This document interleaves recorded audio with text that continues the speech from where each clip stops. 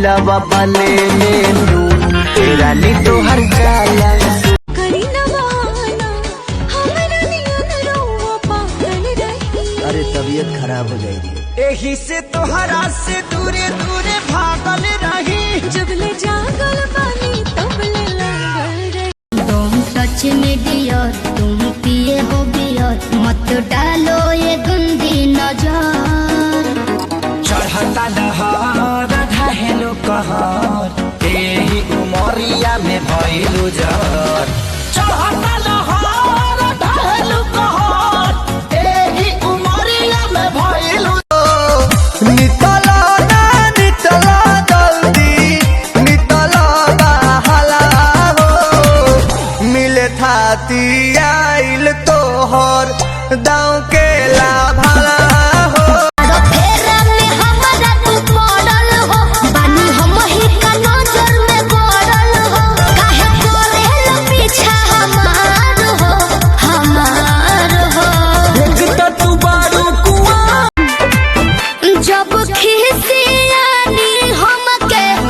प्यार से मनावस रामा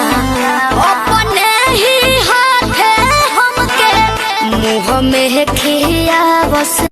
के कोनो बताया उहे बटकाया नया महसूस कर दे कही चीज हुई आप बोल कितना के खुश करबे अरे के कह के कर मन रखबे बोल के मायूस करबे आज सबके ठेका ले लेबे प्राण प्रिया धारा बतनी क्रिया हटो हुन सतो जन भीरिया छोड़ी के बिहाने चल जाई बाबा लमुआ खेल के जाई हाजी ऊंचाया आवाज में ना बोलस कबो हमरा के डांट के नो हो कोहरे ले प्यार वो तो हमरा के सिनवा से साथ के नो हो बहला ना भी राज अपनो तो खोला अपना बारे में बोला सच बतिया बतावे मेरा जाना डोला हमरा जैसन मिली ना मेहरारू कौनो पिछला जन्म के करम कइले बारू एहो कइले बारू तब हमरे कोमल कली हूँ और कन्या कुमारी कहे डेरालू होई प्रेम के पुजारी लाइकी टीवी देखी देखी टाइम पास करतानी मिले खातिर राजा बेकरार हम बानी तोहरो मन करेला कि ना हो व्हाट्सएप के मैसेज बन के धनी हाथवा लगा के खूब टोइया रे भागले छटक के त मुहबा बनावे पकड़ के सिधरी तो पकड़ को तरी आहा पकड़ के सिधरी तो पकड़ को तरी सहिया मारेला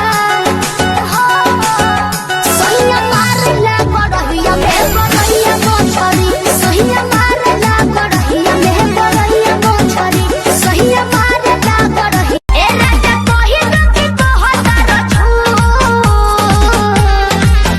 हमर दिलवा हमर दिलवा हमर दिलवा बले ले लू तेरा ली तो हर जाला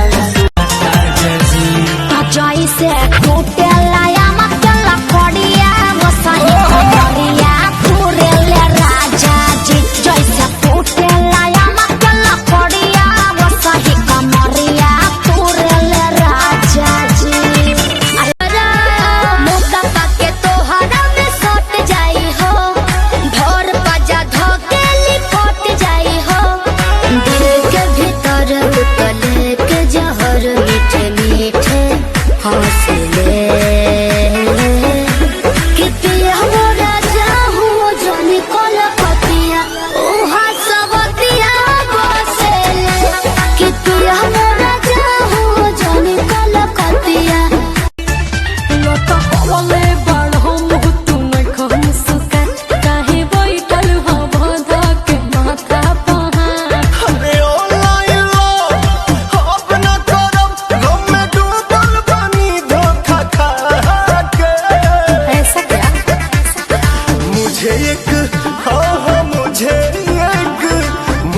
एक भौजी ने लूटा रे